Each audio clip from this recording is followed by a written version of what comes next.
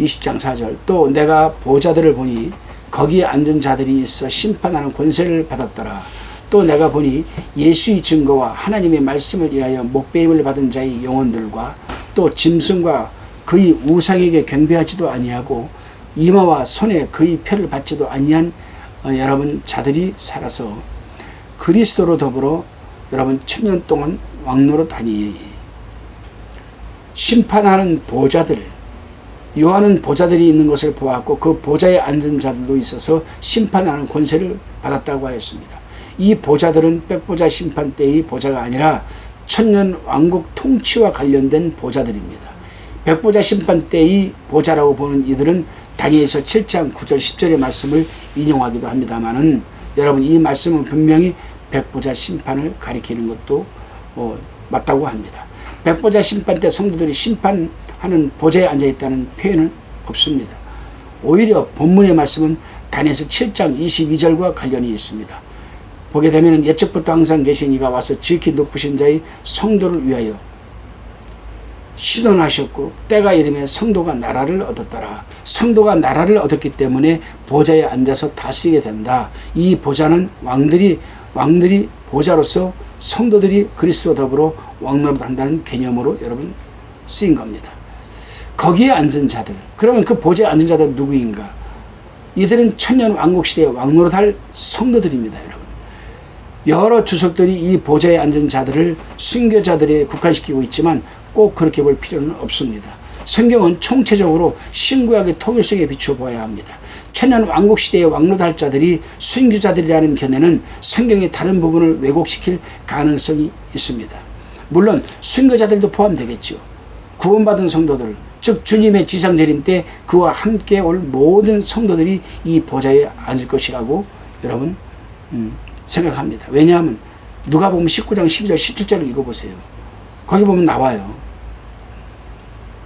한 사람에게는 누가 왕위를 받아가지고 돌아와서 맡기고 갔던 한 문화, 5문화, 10문화 죽음 맡기고 계산을 합니다. 계산을 하는데 너는 한 문화 가지고 뭐 했느냐? 아무것도 못하고 땅속에 숨겨놨다. 이 악하고 게으른 종아. 이렇게 얘기를 합니다. 5문화를 가지고 잘했다. 너는 5고을을 차지하라. 10문화를 남긴 사람에게는 10고을을 차지하라. 이렇게 얘기를 했습니다. 여러분. 이걸 뭘 의미하는 것이겠습니까? 여러분. 그래서 우리는 신구약의 통일성이 굉장히 중요하다고 제가 말씀을 드리는 겁니다. 그래요, 여러분. 그러므로 천년 왕국의 왕노릇할 자들은 모든 성도들이다. 그렇게 여러분 이해를 하시면 되겠습니다. 다시금 우리가 5절을 한번 보겠습니다. 5절을 보게 되면은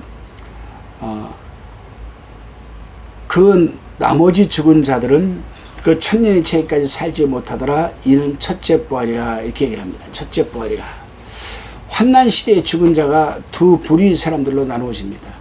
그리스도 안에서 죽은 자와 그리스도 밖에서 죽은 자가 바로 그것입니다.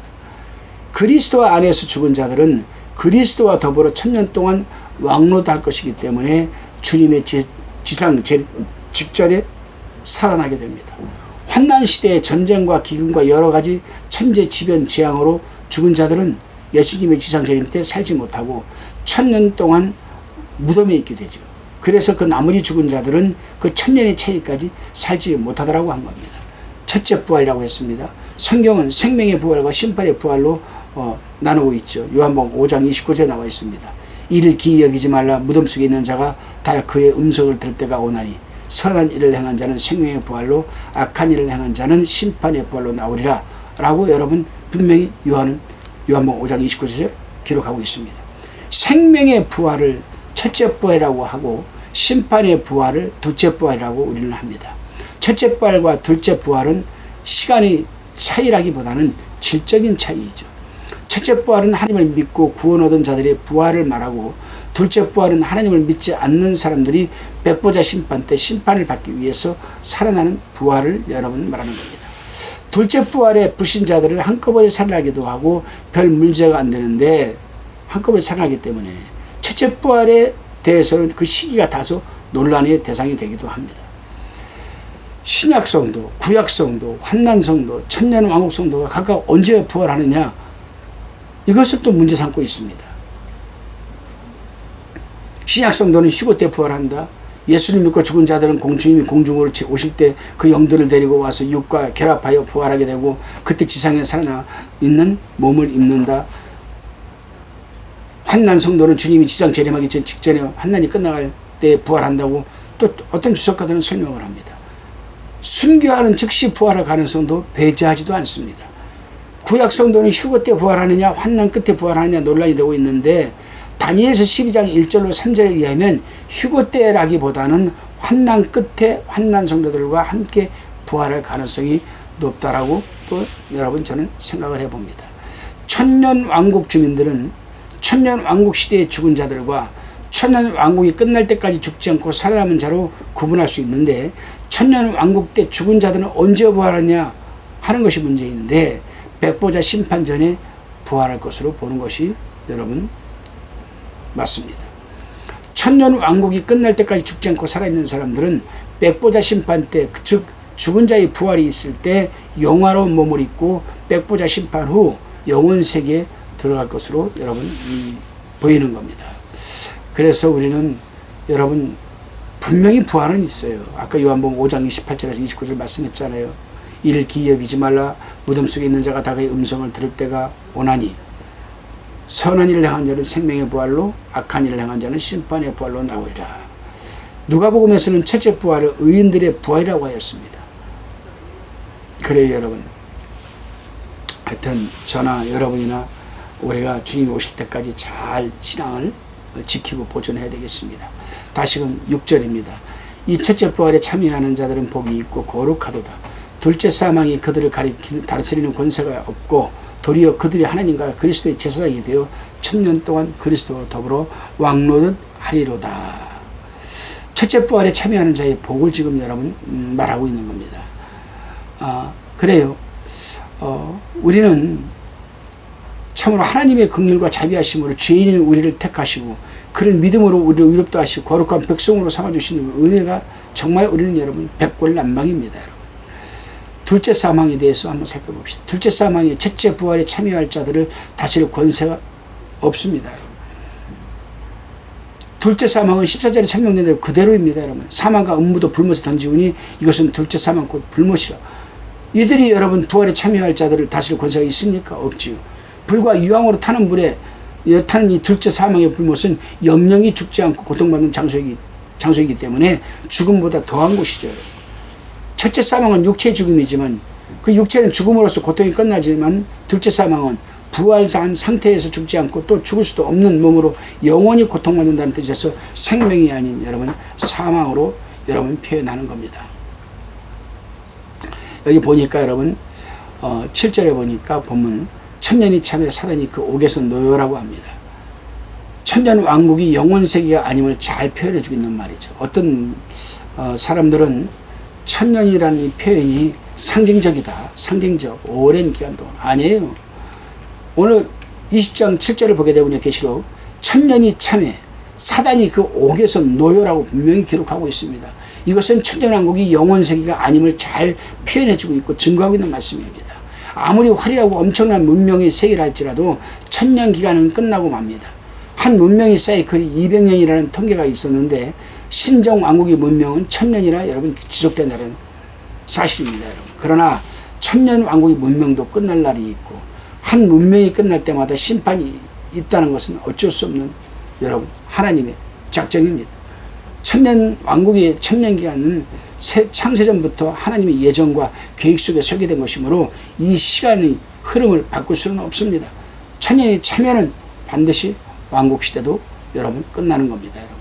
그때 사단이 잠깐 옥에서 노여나게 되는 거죠. 왜 노여나는 겁니까 여러분? 미혹할 수 있는 사람들은 다 미혹하게 되는 거죠. 미혹하려고 하는 거죠. 여러분. 그래요. 다시금 우리가 8절을 한번 보겠습니다. 여러분 8절을 우리가 한번 읽어보게 되면은 8절에서 말하고 있는 이 부분에 대해서 여러분 우리가 한번 생각을 깊게 해봐야 됩니다. 왜냐하면은 이 8절에 대해서 많은 사람들이 여러분 그 8절이 아니라 10절이죠. 10절 10절에 대해서 많은 사람들이 지금 헷갈리는 것 같아요. 자 10절을 읽어보겠습니다. 또 저희를 미혹하는 마귀가 불과 유황못에 던지우니 거기는 그 짐승과 거짓 선지자도 있어 세세토록 밤낮 괴로움을 받으리라. 그 짐승과 거짓 선지자도 거기 있다고 합니다. 미혹하는 마귀가 불과 유황못에 던지운다. 이 마귀를 악령으로 번역해야 한다는 사람도 있습니다. 마귀 사단은 하나님을 대적한 인격적 존재로, 비인격적인 존재로 타락한 천사이죠. 마귀는 그 속성을 버리지 못하고 미혹자의 역할을 멸망 직전까지 수행하다가 활동 무대에서 영원히 사라져 유황 불못에 던져지게 됩니다. 이것은 마귀와 그 사자들 위해 예비된 영영한 불이 끊임없이 타오르는 것이죠, 여러분. 그래요. 사단, 즉 루시퍼는 오랫동안 하나님을 반역을 했지만 그 기나긴 세월 동안 하나님을 대적하는 악한 일만 해오다가 그의 무덤이라고 할 수 있는 불못에, 여러분, 예비된 불못에 여러분 던져지게 되는 겁니다. 그래요, 여러분. 그렇다면 짐승의 표를 받은 사람 중에 지상 재림까지 살아남은 사람들은 어찌 되는가? 짐승의 표를 받은 사람 중에 이 지상 재림에 살아남은 사람들은 어떻게 되는가?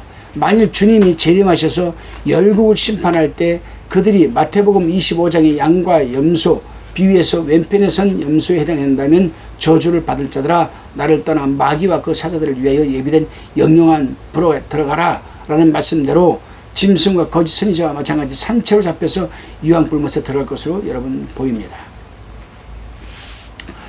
만일 그들이 주님이 지상 재림 때까지 살아있지 않고 죽었다면 백보자 심판 후에 유황불못에 들어가게 되는 것, 그렇게 되는 것이죠, 여러분.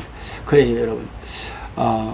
우리는 이 루시퍼가 왜 하나님에게 하늘에서 쫓겨나게 됐는가? 루시퍼가 왜 하늘에서 쫓겨나서 여러분 이 공중권세를 잡고 마귀 이 귀신들과 함께 역사하는가? 그것은 여러분 제가 사단 마귀 귀신론에 대해서 특강 형식으로 잘 말씀을 드렸습니다. 참고하시길 바랍니다. 다시금 20장 11절에 보니까 또 내가 크고 흰 보좌와 그 위에 앉으신 자를 보니 땅과 하늘이 그 앞에서 피하여 간데 없더라.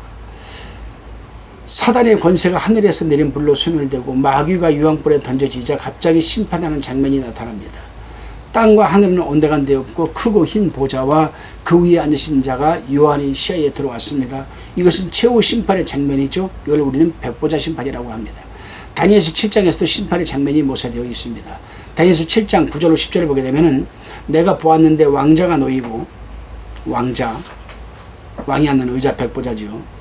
옛적부터 항상 계신 이가 좌정하셨는데 그 옷은 희가 눈 같고 그 머리털은 깨끗한 양의 털 같고 그 보좌는 불꽃이요 그 바퀴는 붙는 불이며 불이 강처럼 흘러 그 앞에 나오며 그에게 수종하는 자는 천천히요 그 앞에 시위한 자는 만만이며 심판을 베푸는데 책들이 펴 놓였더라.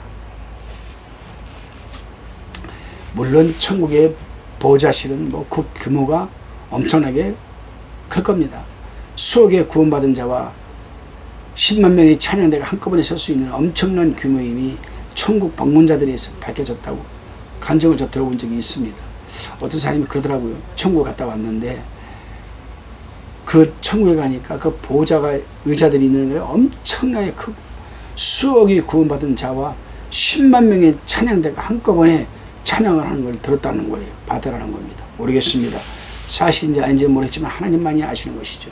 세네카 소디는 이 천국의 보좌가 사방팔방으로 수마일이나 널리 퍼져 있더라고 천국 간증을 하기도 했습니다. 그래요. 하여튼 저는 간증을 듣기보다는 저는 하나님의 말씀을 저는 신뢰를 합니다. 그래서 하나님의 말씀에서 말하는 것은 제가 이해를 하고 말하지 않는 것은 저도 더 이상 유출하지 않으려고 합니다. 다시금 20장 12절입니다. 또 내가 보니 죽은 자들이 물론대소하고 그 보좌 앞에 섰는데 책들이 펴있고 또 다른 책이 펴졌으니 곧 생명책이라 죽은 자들이 자기 행위를 따라 책들에 기록된 대로 심판을 받으니. 우리가 이 말씀 속에서 성도들은 이 심판에서 천사들을 심판할 것이다. 그렇게 얘기를 해요. 요한은 죽은 자들의 심판을 다뤘을 뿐 아니라 백보자 심판 전체를 지금 기술한 것은 아닙니다. 성경은 산자와 죽은 자, 천사들을 모두 심판의 대상으로 삼고 있다는 것을 우리는 명심해야 됩니다. 책들과 생명책이라고 했습니다. 여기서 책들이라고 복수로 된 여러 권의 책은 각 사람의 행위를 기록한 행위록이라고 할 수가 있겠죠. 사람의 일생에 대해 기록한 일종의 자서전과 같은 것입니다. 그리고 다른 책은 생명책으로서 구원받은 사람의 이름이 기록된 책을 말하는 거겠죠. 여기서 잠깐 심판에 필요한 책에 대해서 성경을 좀 더 살펴봅니다. 다니엘서 12장 1절에 보게 되면 그때에 내 백성 중 무릇 책에 기록된 모든 자가 구원을 얻을 것이라 라고 다니엘서도 증명하고 있고, 출애굽기 32장 32절 33절에 보게 되면 그러나 합의하시면 이제 그들이 죄를 사하시옵소서. 그렇지 않으면 원컨대 주의 기록하신 책에서 내 이름을 지워버려 주옵소서. 여호와께서 모세에게 이르시되 누구든지 내게 범죄하면 그는 내가 내 책에서 지워버림 말씀하셨죠. 모세도 증거하고 있습니다. 사도 바울도 빌립보서 4장 3절에서 복음에 나와 함께 힘쓰던 저 부녀들을 돕고 또한 글레멘드와 그 외에 나의 동역자를 도우라. 그 이름들이 생명책에 있느니라고 사도 바울도 여러분 생명책을 인정하고 있습니다. 그리고 계시록 21장 27절에 보게 되면은 무엇이든지 섞은 것이나 가증한 일 또는 거짓말하는 자는 결코 그리 돌아오지 못하되 오직 어린 양의 생명책에 기록된 자들 뿐이라. 이렇게 여러분 이 생명책에 대해서 여러 신구약에서 여러분 다 증거하고 있습니다. 그래서 따라서 저와 여러분이 세상을 살아가면서 하나하나 한 그런 어떤 행동까지 등등 다 생명책에 기록이 되는 줄로 믿습니다. 행위에. 다시 13절입니다. 20장. 바다가 그 가운데서 죽은 자들을 내어주고 또 사망과 음부도 그 가운데서 죽은 자들을 내어주매 각 사람이 자기의 행위대로 심판을 받고 라고 했습니다. 바다가 죽은 자들을 내어준다. 무슨 말일까? 바다에 빠져 죽은 자들도 백보자 심판을 위해 부활한다는 것을 나타내는 것이 분명합니다. 뭐 자살을 하든 뭐를 하든 바다에서 죽든 여러분 불속에서 타 죽든 뭐였든 분명한 것은 뭐냐? 나중에 백보자 심판 때 다 부활해서 여러분 심판을 받게 되는 겁니다. 사망과 음부도 죽은 자들을 내어준다고 합니다. 여러분. 사망과 음부도. 그래요 여러분. 14절입니다. 사망과 음부도 불못에 던지우니 이것이 둘째 사망 곧 불못이라. 사망과 음부가 불못에 던져진다고 합니다. 사망과 음부가 불못에 던져진다. 사망과 음부는 죽음과 지옥 모든 죄와 악마의 권세를 의인화한 것입니다. 의인화한 것. 따라서 사망을 불못에 던진다는 것은 사망을 영영히 말하여 다시는 사망이 없도록 하겠다는 겁니다. 여러분. 의인화를 시켜서 말씀하시는 것이죠. 여러분. 그러고 보니까 둘째 사망인 불못이라고 했습니다. 불못은 둘째 사망이라고 불려집니다. 영원한 죽음이라는 뜻에서 붙여진 이름이죠. 여러분. 첫째 사망은 육체적 죽음이요 둘째 사망은 영적 죽음입니다. 여러분. 첫째 사망이 영과 육이 분리듯이 둘째 사망은 하나님과 영혼은 분리가 되는 것이죠. 여러분. 그래요. 굉장히 저는 이 말씀을 묵상하면서 그렇구나. 우리 육신이 죽는 것은 죽는 거지만은 또 부활하겠지만은 우리의 영혼이 부활할 때는 반드시 영영이 고통을 받는 영혼이 될 것이고 영영원히 기쁨과 감사와 찬양 속에 살아가는 영혼이 있다라는 겁니다. 굉장히 무서운 말이에요, 여러분. 다시 15절입니다. 누구든지 생명체에 기록되지 못한 자는 불못에 던지우리더라. 불못에 들어갈 사람들을 여러 부류로 나눌 수 있지만 한마디로 말하면 생명책에 그 이름이 기록되지 않는 자들이라고 할 수 있죠. 누구든지 생명책에 기록되지 못하면 불못에 던져집니다. 그러니 여러분 우리가 어떤 이 세상에 그 무엇으로 어떤 공로로 여러분 우리가 생명책에 기록될 수 있겠습니까? 하나님의 선물이죠. 여러분. 참 하나님께 감사해야 됩니다. 우리가 아직 세상죄 아브라함 허리 아래에 있을 때 아직 우리가 세상에 살 때 온갖 죄와 허물로 살아갑니다.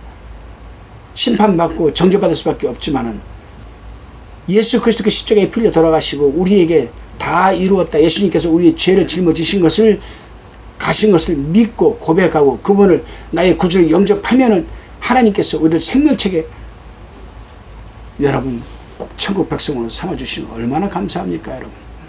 이 은혜에 감사하시기를 바랍니다. 기도합니다. 하나님 그래요 언젠가는 무덤 속에 있는 자나 바다에 빠져 죽은 자나 자살을 한 자나 어떻게 죽은 자든 간에 분명히 다시금 우리가 부활하여서 하나님 앞 보좌 앞에 서야 될 날이 옵니다.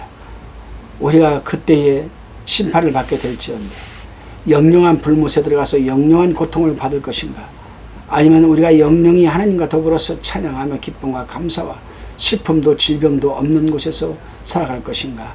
하나님, 우리가 한번 생각하게 도와주시고 우리가 이 믿음을 끝까지 잘 보존하게 하옵소서. 지키게 하옵소서.